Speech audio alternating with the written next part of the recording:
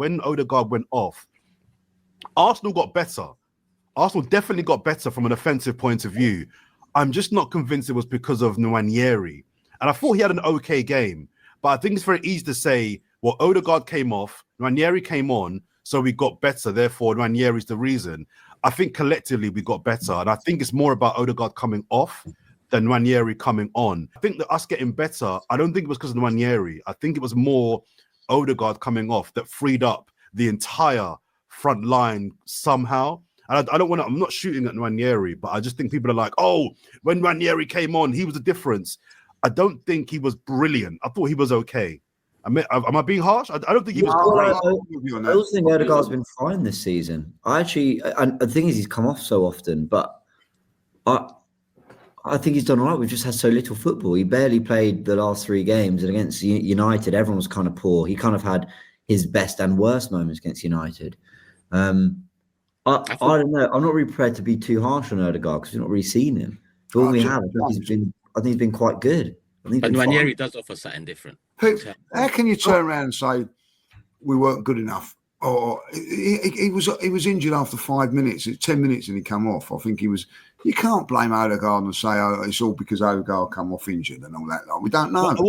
What I'm saying though is that you can't deny that the two when he's come off, offensively, collectively, we have looked better. Yeah, because the game opens up a little bit. But the first 10 minutes, most games are pretty cagey. You know what I mean? Like, you've got to feel out a team at first. You know what I mean? Arsenal feeling Forest out in the first 10 minutes and he's got injured. You know what I mean? I think that's very harsh. People are saying that on Odegaard. I honestly think, again, that the Odegaard thing is another little role because he's Arteta's captain. Let's have a dig at him, like, you know what I mean? Like, I don't see what the Odegaard's got to come into that. You know, people, we've scored 7 goals now, like without Odegaard, like, you know what I mean? Like, really, like, you know what I mean? That's people are finding out these things and all that. I never knew that, and I never cared about that. Like, you know what I mean?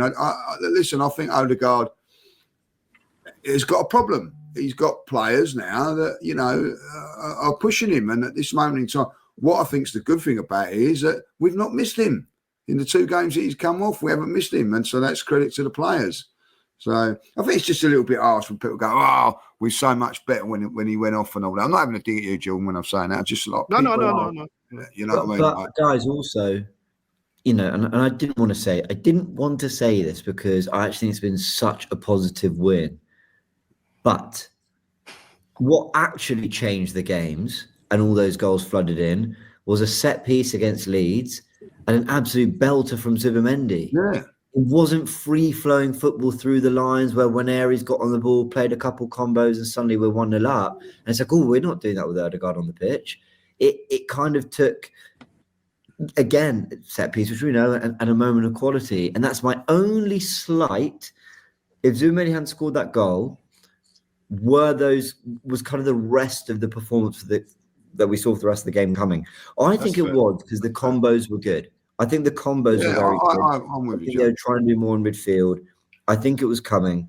I think it was coming anyway, but that's the bigger difference. So that's the bigger influence. The fact that we got 1-0 up, basically, not the fact that Nwaneri's on the pitch and did something incredible that Odegaard didn't. I liked Nwaneri's performance. I thought he was very good.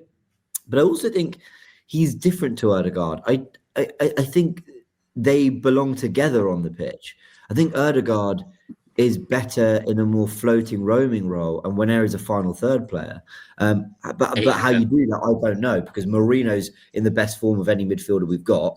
Rice is £100 million and brilliant, and Zubimendi is, well, he's brilliant too. So, well, I think against yesterday, but the point you raised about the set piece opening things up against Leeds and then a wonder goal opening things up against Forest, I think we've been saying, especially me and you, for years now. You know, Odegaard 8.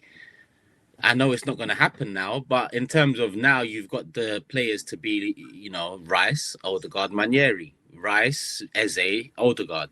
Now we've got the ability to play 2 attacks. Remember when Arteta did it early days, Emil Smith on Odegaard? Listen, it fell flat on his face, but that's what he had at his disposal. He'd done it a couple of times, right? It'd be nice to see that again against the Leeds of Forest moving forward to allow us more opportunity to open up without the need for a wonder goal or a set piece to to take them out of their comfort zone. I completely agree with that. I wonder whether we saw Arteta go with Mourinho for this game, and that signified a change in approach, not necessarily going one way with it, but actually looking to do something different. Hell, guys, playing Calafiori from the start of this season over Lewis Skelly in itself is a step in a different direction from Arteta. So I like all that. I'm really interested whether he eventually goes, you know what, Rice, you can go to the 6 so that we can get Eze and Odegaard in the pockets. I'd love to see whether he'd ever do that. I'd love to see whether he'd ever move Odegaard to left 8 so that one area can start. But this is great problems, because actually Arsenal, okay, how do I explain this?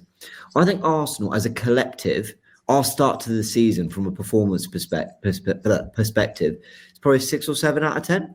In terms of the football we're playing, 3 wins out of 4, I'd give us a 6 or 7 out of 10. But I actually think the players are playing above that.